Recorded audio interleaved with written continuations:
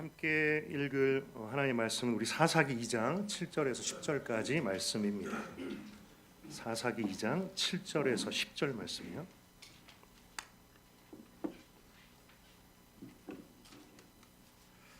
시간 좋아요. 여러분이 한 절씩 우리 교독하도록 하겠습니다. 백성이 여호수아가 사는 날 동안과 여호수아 뒤에 생존한 장로들 곧 여호와께서 이스라엘을 위하여 행하신 모든 큰 일을 본 자들이 사는 날 동안에 여호와를 섬겼더라.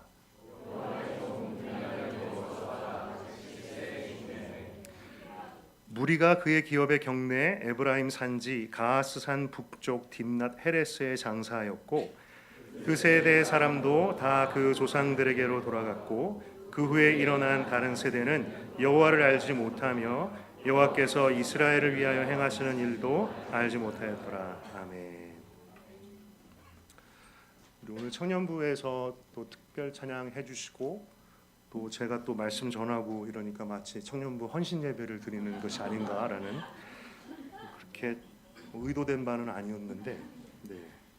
게다가 오늘 말씀 주제도 다음 세대에 대한 말씀입니다. 여러분, 성경이 우리에게 말씀해 주시는, 성경이 포커스를 두고 우리에게 가르쳐 주는 그 여러 가지 주제 중에 하나가 무엇이냐면 한 세대에서 다른 세대로 신앙이 어떻게 전달되는가 하는 것입니다. 예를 들자면 창세기에서도 아브라함의 믿음이 그 아들 이삭에게로 전달되고 이삭의 믿음이 야곱에게, 야곱의 믿음이 그리고 요셉과 우리 12 아들들에게 전달되는 모습들을 우리가 읽지요. 그리고 우리가 출애굽 이야기 속에서도 이 세대의 이야기는 우리가 계속됩니다. 이집트에서 태어났던 출애굽 1세대, 그리고 광야에서 태어난 그들의 자녀들, 또 그들이 가나안 땅에 정복하고 들어가서 그 땅에서 태어난 세대의 이야기들. 여러분 모두 잘 아실 것입니다. 여러분 먼저 First Generation, 출애굽 1세대는 모세를 지도자로 했지요. 여러분 이들은 모두 이집트에서 태어났던 사람들입니다. 이집트에서 노예로 태어났던 사람들인데 하나님께서 능력과 기적으로 10가지 재앙과 홍해를 가르시는 기적을 통해서 구원해내신 세대입니다. 이 1세대는 하나님의 일들을 두 눈으로 보았던 사람들이에요. 여러분 하지만 이들은 또한 믿음의 시험에서 떨어졌던 세대였습니다. 가데스 바네아라는 곳, 우리가 잘 아는 12 정탐꾼 사건에서 그들의 믿음의 수준이 드러났습니다. 그래서 그들 가운데 갈렙과 여호수아 두 사람을 빼고는 모두가 광야에서 죽었습니다. 약속의 땅에 들어갈 수가 없었죠. 여러분 그런데 이들의 자녀 세대는 다릅니다. 출애굽 2세대는 여호수아를 지도자로 했지요. 여러분 이들은 거의가 광야에서 태어났어요. 태어나고 보니까 광야였습니다. 광야에서 훈련받은 세대였습니다. 하나님의 말씀을 따라 사는 훈련, 하나님의 인도하심을 따라 사는 훈련, 하나님을 의지하며 사는 훈련을 철저하게 광야에서 받았던 세대였습니다. 그래서 이들은 부모의 실수를 반복하지 않습니다. 이들은 여호수아와 함께 가나안 땅을 정복하고 하나님께서 약속하신 땅을 기업으로 받는 세대입니다. 여러분 성경은 이 출애굽 2세대를 뭐로 어떤 사람이라고 이야기하냐면 여호와 하나님을 아는 사람들, 그리고 여호와께서 그들을 위하여 행하신 일을 눈으로 보았던 사람들이라고 말합니다. 여러분 신앙은요, 믿음은요 결국은 이 두 가지라고 생각합니다. 첫 번째 하나님을 아는 것, 두 번째 하나님의 행하심을 경험하는 것이죠. 이런 것이죠. 하나님을 안다는 것은 하나님을 남의 하나님이 아니라 나의 하나님으로 아는 것이죠. 또한 그 하나님이 행하신 일과 하나님의 능력과 선하심과 성품을 내 삶 속에서 경험해서 아는 것이지요.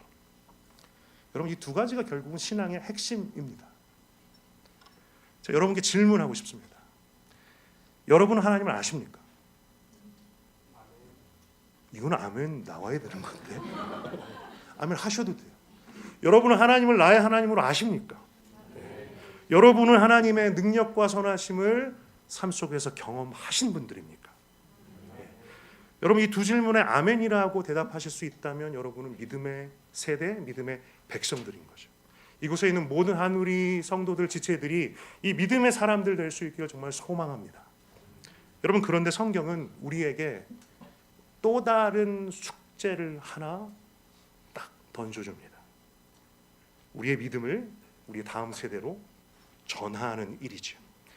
함께 읽은 사사기 2장에서 이렇게 말씀합니다. 7절을 보면 백성이 여호수아가 사는 날 동안과 여호수아 뒤에 생존한 당로들 곧 여호와께서 이스라엘을 위하여 행하신 모든 큰 일을 본 자들이 사는 날 동안에 여호와를 섬겼더라. 그런데 10절 같이 읽을까요?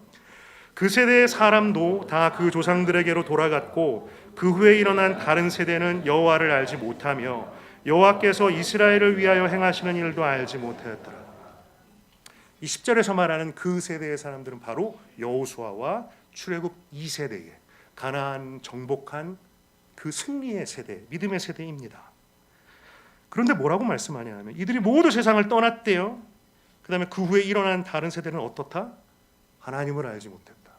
하나님의 행하신 일도 알지 못했다. 무슨 얘기죠?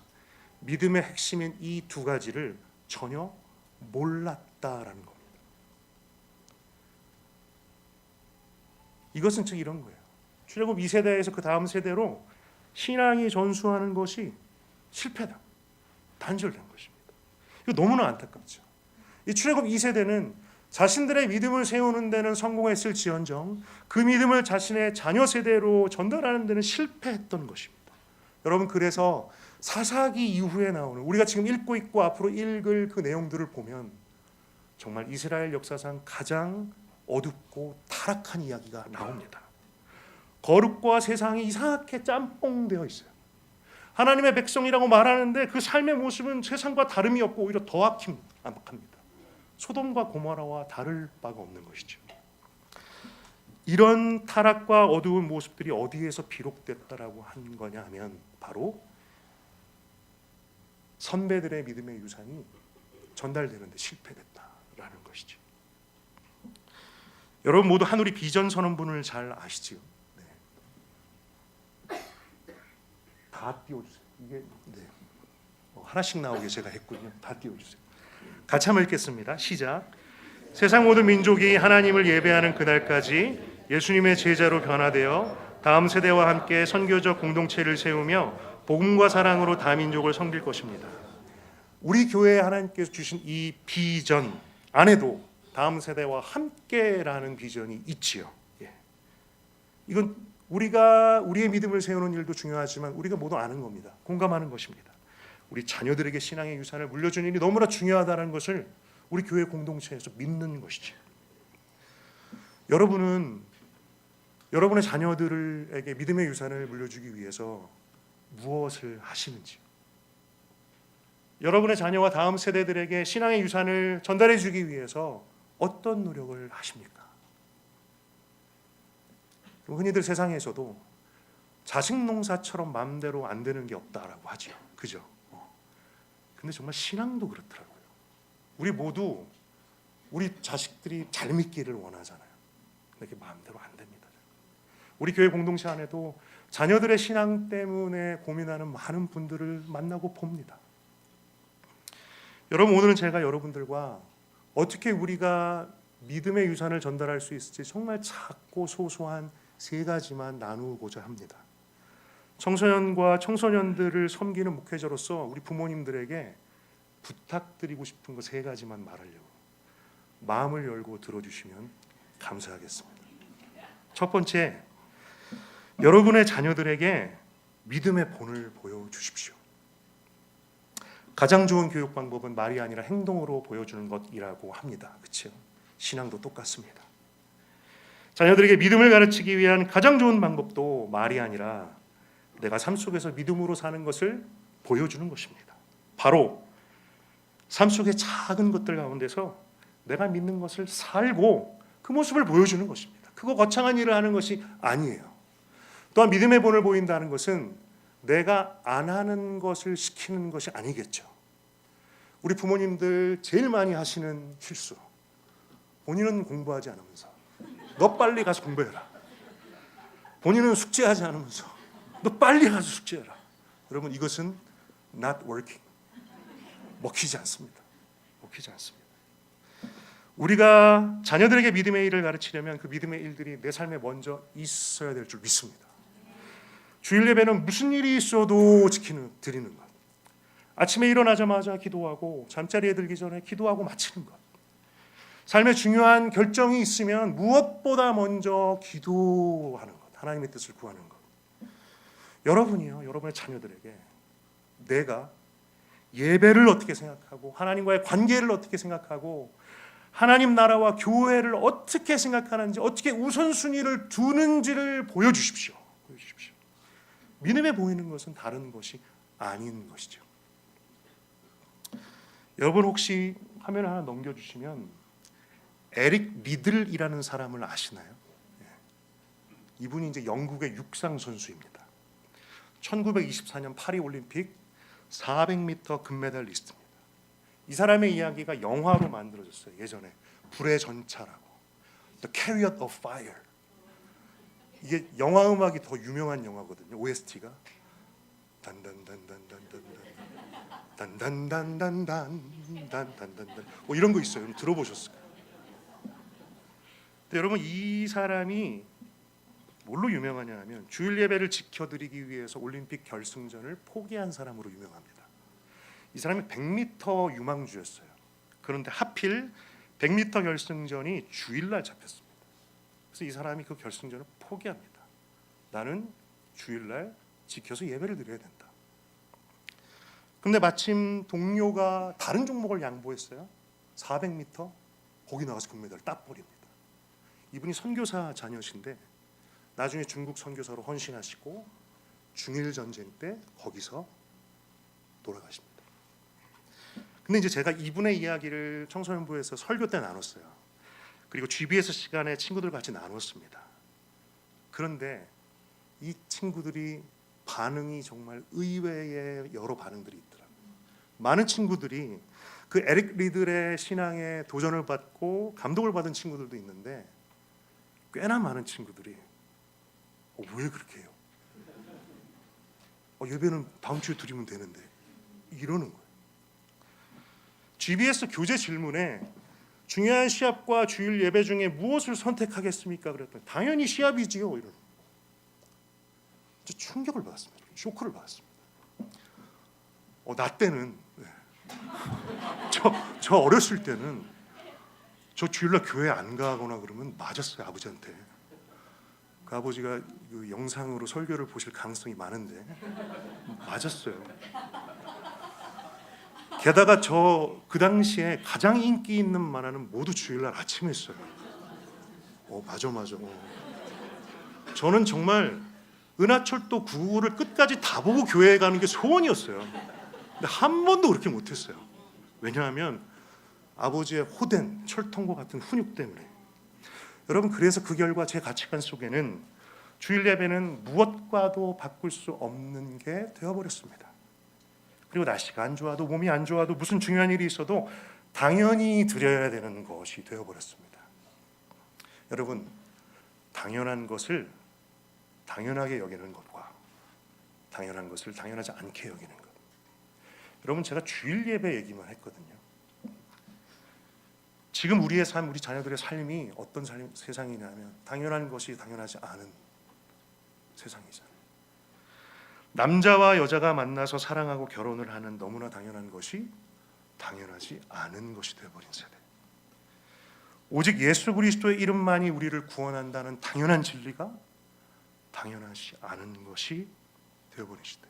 여러분 당연한 게 당연하지 않은 게 되어버리면 그것이 다른 세대고 사사시대입니다. 지금 우리들이 자녀들이 살고 있는 자녀 그 세대가 그렇습니다. 여러분 부모된 우리들의 삶의 모습 속에 내가 입술로 말하는 것들이 당연하게 나타나는 것 이것만큼 최고의 신앙교육은 없다라고 믿습니다. 우리 사랑하는 한우리 1세대 성도분들께 부탁드립니다. 여러분의 삶 속에 아주 작고 소소한 것에서 믿음의 본을 보여주십시오. 여러분의 말에서, 행동에서, 다른 사람들과의 관계에서, 태도에서, 또한 예배에서, 기도 생활에서, 그리고 교회와 하나님 나라를 사모하는 데서 여러분이 어떻게 하나님을 사랑하고 어떻게 하나님을 경외하는지를 보여주십시오. 여러분 기적을 안 하셔도 돼요. 홍해 안 가르셔도 돼요. 대신에 날마다 여러분이 구름 기둥 불 기둥을 따라서 사는 모습을 보여주십시오. 날마다 만나와 매출하게 하나님의 공급으로 사는 모습을 보여주십시오. 여러분 저는 그러면 우리 젊은이들 교육 걱정 없을 거라고 믿습니다. 두 번째로 부탁드리고 싶은 것은 여러분 자녀들과 신앙적인 대화의 끈을 놓지 마십시오. 출애굽 2세대와 그리고 그 다음 세대, 우리가 성경 말씀에서 발견할 수 있는 것이 단절입니다. 단절. 말씀이 단절되었습니다.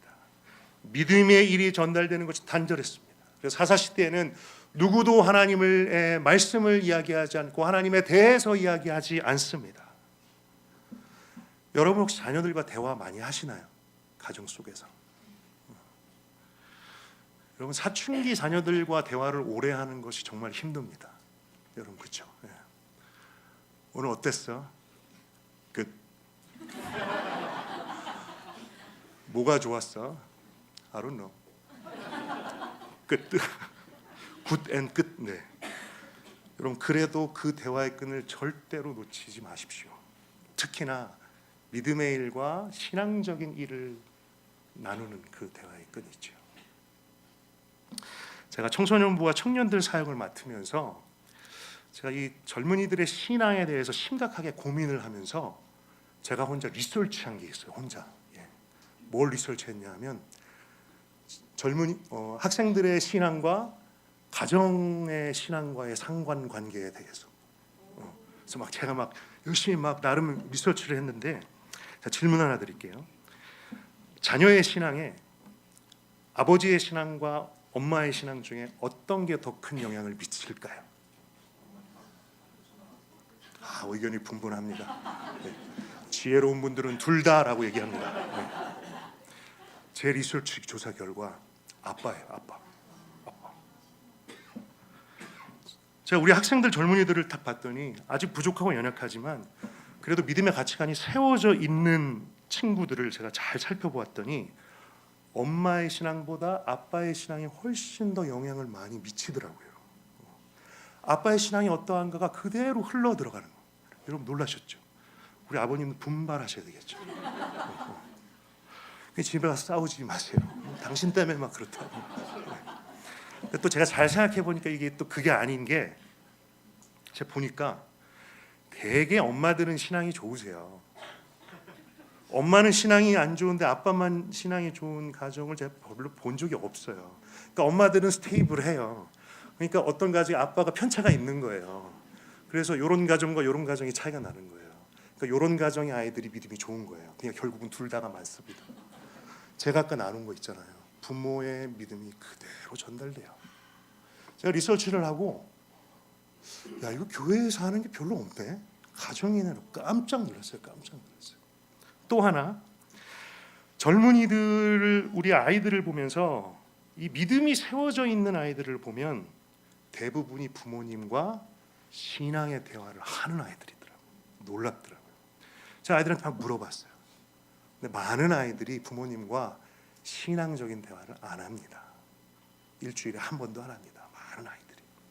근데 어떤 아이들은 일주일에 몇 번 한대요. 어떤 아이들은 하루에도 몇 번씩 한대요. 여러분 이 아이들은 거의 98% 믿음이 좋아요. 여러분 안 되더라도 어렵더라도 우리 자녀들과 아이들과 그 대화, 영적인 대화의 끈을 놓지 마시기 바랍니다. 여러분 올해가 찬스입니다. 우리가 성경 읽도 같이 하잖아요. 우리 여러분 성경 읽도 계속 하고 계시죠? 안 하세요? 성경 읽도 하시죠? 네네. 우리 청소년부 청년들 다 합니다. 하고 있죠? 할렐루야. 네네. 성경 읽은 것 가지고 대화하십시오. 오늘 읽다가 어려운 거 없었냐고. 오늘 기억나는 거 어떤 거 있냐고. 하나님은 왜 가나안 족속들을 다 죽이라고 그러셨을까? 잔인하게. 모세가 약속의 땅에 못 들어갔을 때 마음이 어땠을까? 한번 이야기해 보세요. 물론 처음에는 아주 어려우실 겁니다. 하지만 어렵더라도 그 끈을 놓지 마십시오. 여러분, 게다가 우리 이민교회는요, 언어라는 정말 큰 숙제가 있습니다. 한국어가 모국어인 우리들이, 영어가 모국어인 우리 자녀들에게 믿음과 신앙을 가르치는 것은 정말 어렵습니다. 여러분, 기도 많이 해주십시오. 여러분, 그런데요, 우리 이민교회 말고 제가 한국에 있는 아는 여러 목회자분들한테 얘기를 들어보면 한국 교회에서 그 교회에 있는 중고등부 아이들을 뭐라고 이야기하는지 한번 들어보신 적 있으세요? 그들을 외계인이라고 한답니다. 도무지 생각을 할 수 없고 도무지 소통할 수도 없고. 생각해 보세요. 같은 한국말을 쓰는데도 소통이 안 돼요. 여러분, 제가 그렇게 생각해 보니까 우리가 훨씬 더 소망이 있더라고요. 우리 아이들, 우리 청년들 언어적으로는 소통에 좀 한계가 있더라 하더라도 애들이 훨씬 순진합니다. 좀 덜 까졌어요. 훨씬 착합니다. 훨씬 착합니다. 지난주에도 우리 그 산부 예배 때 아프리카 선교사님이 1시간 10분을 간증해 주셨는데 애들이 다 거의 다 생리 현상을 못 참는 애들 말고는 거의 다 듣더라고요. 선교사님도 놀라시더라고요. 한국 애들도 이렇게 듣지 않는다. 언어의 어려움이 있지만 우리 아이들이 훨씬 더 소망이 있다고 믿습니다. 여러분, 그렇다면 이 귀한 아이들, 청년들, 우리 자녀들, 이들과 소통하고 믿음의 일을 이야기하고 성경 말씀을 함께 이야기하는 끈을 절대 놓지 않으시길 부탁드립니다. 마지막으로 당부드리고 싶은 것은요, 여러분, 기도로 여러분의 자녀를 섬겨 주십시오. 우리 한번 좌우에 있는 분들한테 우리 한번 좀 선포할까요? 기도로 섬기십시오.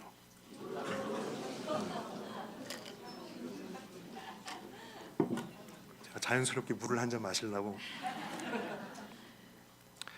제가 기도로 양육한다, 기도로 가르칩시오라는 말을 안 쓰고 기도로 섬기십시오라는 말을 쓴 이유는 우리의 자녀는 하나님께서 우리들에게 맡기신 이들이라고 믿기 때문입니다. 하나님이 우리에게 주신 선물이죠. 하나님께서 우리에게 주신 사명입니다. 하나님께서 우리에게 주신 선교지입니다. 우리가 섬겨야 될 대상입니다. 하나님은 우리들에게 이들을 잘 양육하라고, 이들의 육체적이고 정서적인 필요를 채우고 돌보라고 맡기셨으며, 무엇보다 이들을 믿음의 백성으로 잘 키우라고 맡기셨다고 믿습니다. 이건 사명이고요, 임무고 미션이에요. 여러분, 이 일은 기도하지 않으면 할 수가 없습니다. 기도하면 하나님께서 일하신다라는 말이 있습니다.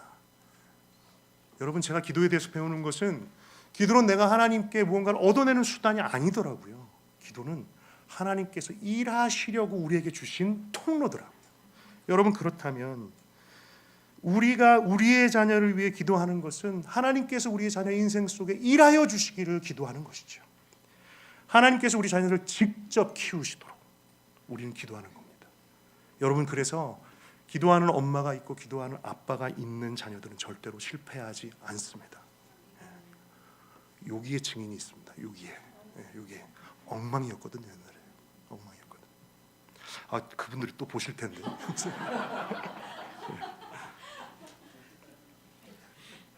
저 하루 중에 중요한 루틴이 하나 있습니다. 무엇이냐면, 아침에 제가 11학년 된 아들을 저희 학교에 데려다 줘요. 그리고 학교 근처에 주차를 하고 그 안에서 기도합니다. 이게 저한테는 굉장히 꽤 오래된 습관입니다. 아이가 초등학교 1학년 때부터 시작했던 것 같아요. 처음에는 아이를 학교에 보내는 것이 좀 걱정이 많이 됐습니다. 제가 아들만 하나라 너무 아마추어 아빠라서 걱정돼서 이제 기도하기 시작했는데, 또 이제 아이가 학교에서 뭐 덩치 큰 애한테 뭐 괴롭힘이라도 당했다, 막 열불이 나고 막 찾아가서 어떻게 해주고 싶지만 어떻게 하겠어요? 기도해야죠. 맨날 그냥 학교 울타리에서 기도하는. 근데 처음엔 제가 아이를 위해서 5분 10분으로 기도하다가 하나님이 그 기도의 지경을 넓히시더라고요. 처음에는 이 아이만을 위해서 기도하다가 그 학교를 위해서 기도하게 되더라고요. 부모의 마음으로, 하나님, 이 학교의 아이들을 술과 마약과 대마초의 유혹으로부터 보호하여 주십시오.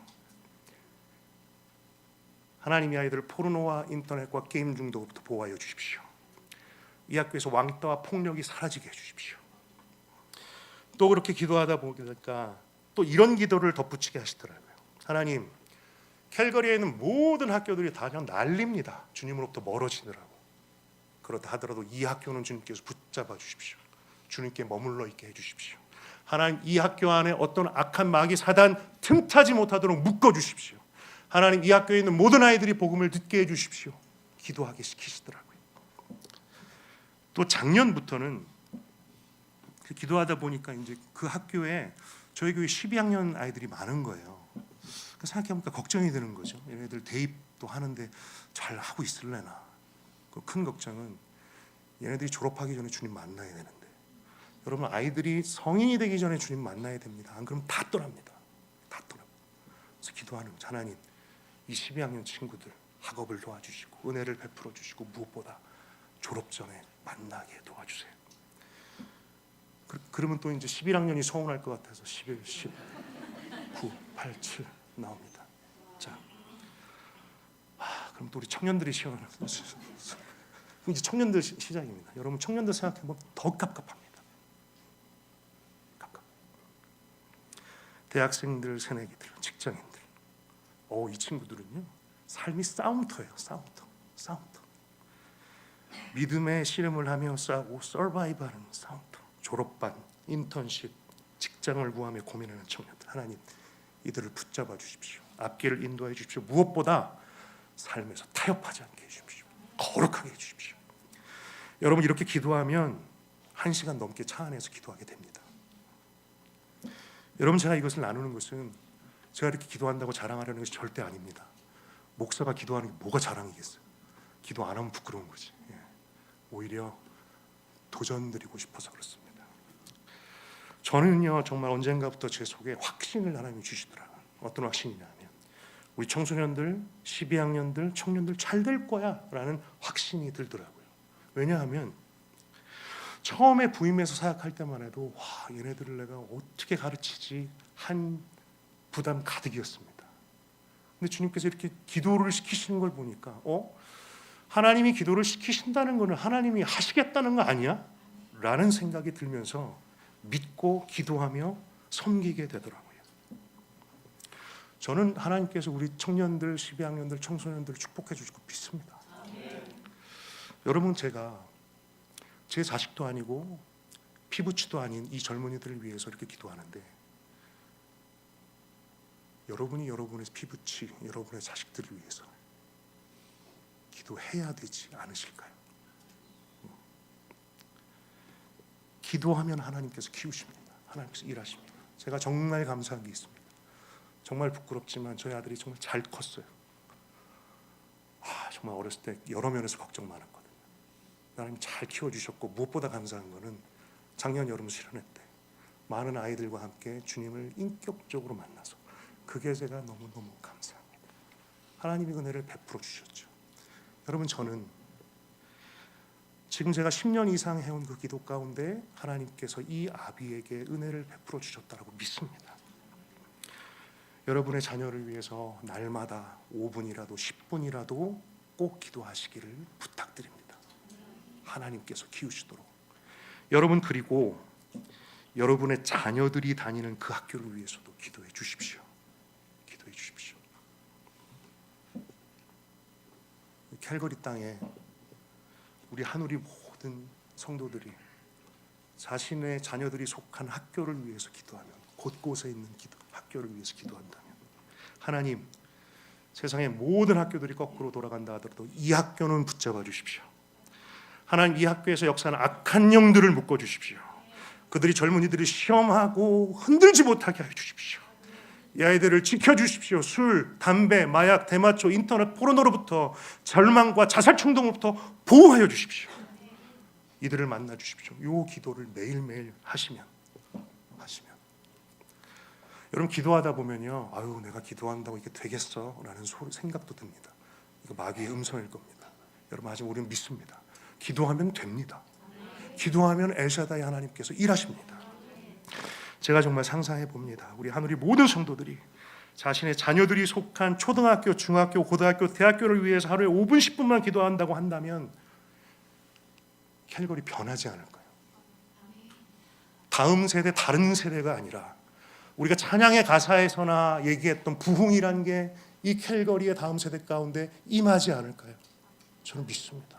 충분히 임하고도 남습니다. 여러분, 말씀을 맺고자 합니다. 여러분, 마가복음 4장에 이런 말씀이 있지요.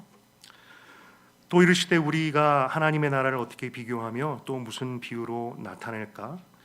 겨자씨 한 알과 같으니 땅에 심길 때에는 땅 위의 모든 씨보다 작은 것이로되 함께 있습니다. 심긴 후에는 자라서 모든 풀보다 커지며 큰 가지를 내나니 공중의 새들이 그 그늘에 깃들일 만큼 되느니라. 여러분, 우리는 모두 씨앗을 심는 사람들입니다. 우리 자녀들의 마음 속에, 자녀들의 인생 속에 믿음의 씨를 심고 말씀의 씨를 심습니다. 혹시 여러분들의 자녀 아주 어리다면 어릴수록 좋지요.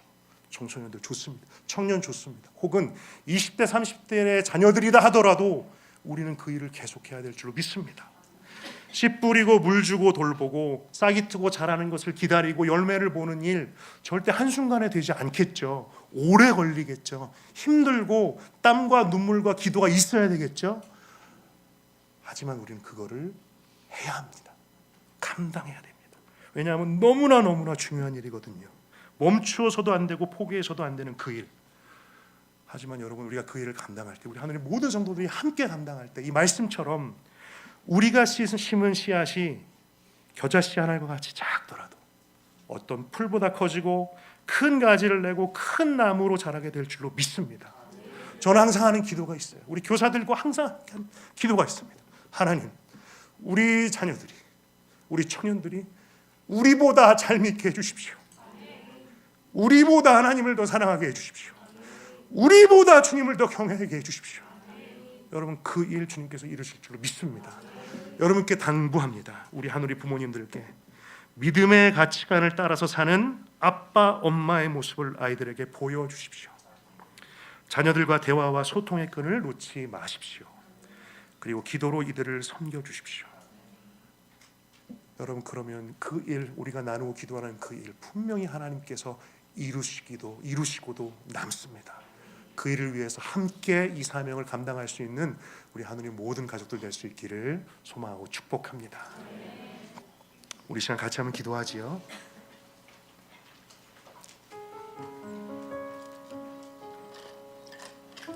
우리 기도할 때 우리 자신을 위하여 기도합시다.